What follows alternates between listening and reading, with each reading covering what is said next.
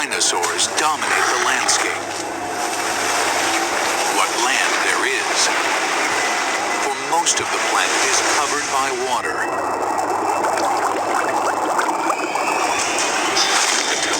These vast oceans are a cauldron of violence, a world much more dangerous than the land above. This is the brutal world where an ultimate predator is born and bred. This mosasaur was the most dangerous creature in the most dangerous ocean ever. It's 45 feet long. It's the size of a Greyhound bus.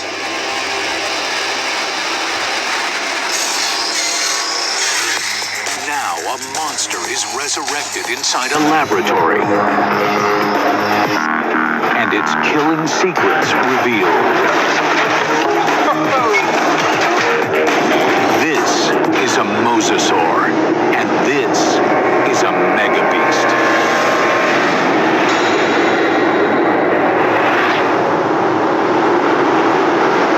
This is mosasaur country. At least it was.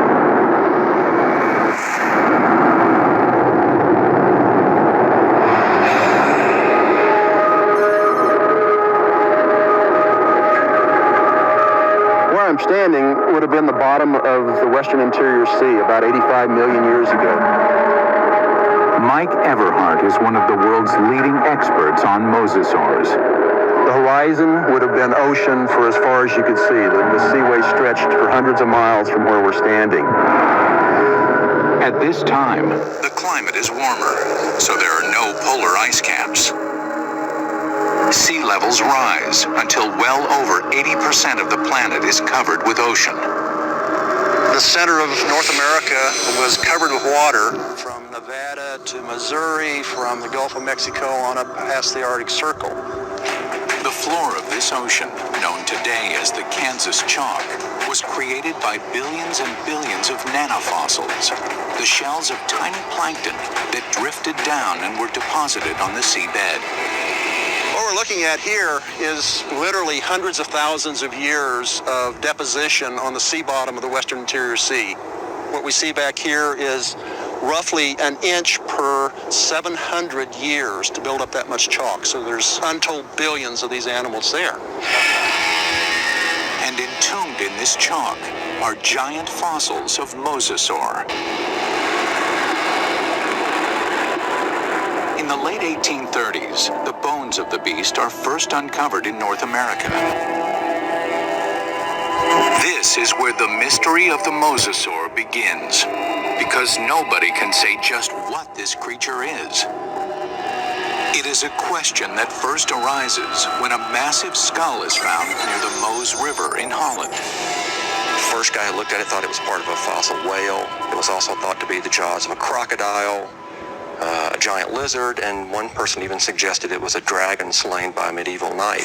A French paleontologist described it as a mosasaur, meaning Meuse River reptile. Eventually, the American bones are matched up with the earlier fossil find in Europe and correctly identified as a mosasaur. Over the next 80 years, as scientists begin the serious hunt for dinosaur fossils, a pattern emerges. In every corner of the globe, they find mosasaur bones. This points to one conclusion. No other predator has ever dominated the planet like the mosasaur. This guy weighed 8 tons.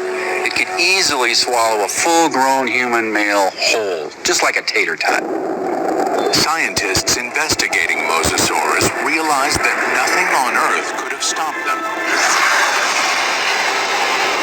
It took a cosmic catastrophe to end their reign.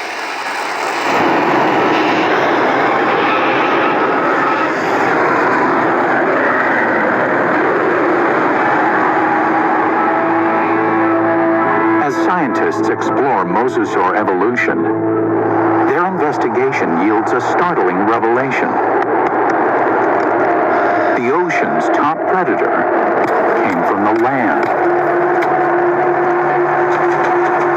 These sea monsters began their journey as tiny lizards at the mercy of giant dinosaurs. How they became colossal mosasaurs remains a mystery. Until 1989, when a fossil hunter named Van Turner finds a very unusual skeleton. Turner takes the fossil to Mike Polson, a paleontologist at Southern Methodist University. When Van came across the first pieces of Dallosaurus, he immediately recognized it as some sort of mosasaur. Named Dallosaurus after its discovery in Dallas, Texas, the bones were pieced together. Then, scientists connect the dots. Dallosaurus is an interim form, a missing link between mosasaurs and the tiny terrestrial lizards that are their ancestors.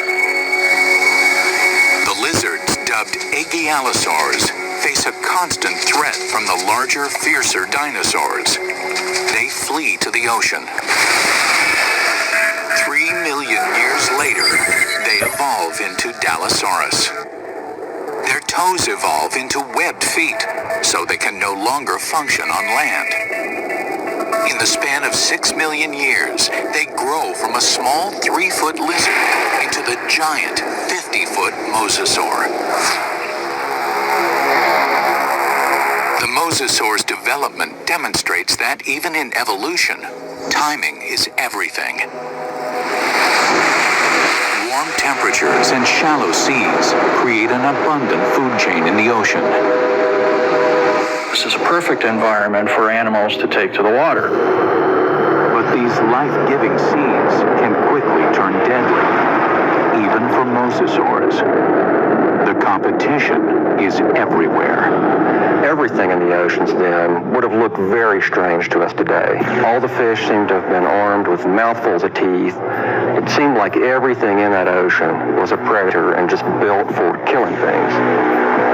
Like Zephactinus, a bony fish that is armed with a mouth full of long needle-like teeth. The plesiosaurs are marine reptiles and top predators for over 100 million years. They come in 2 lethal varieties. One deals death through speed and agility. The other is a behemoth, so mammoth, nothing dares challenge it. And of course, there are the sharks. These predators were around 100 million years before dinosaurs had ever roamed the earth.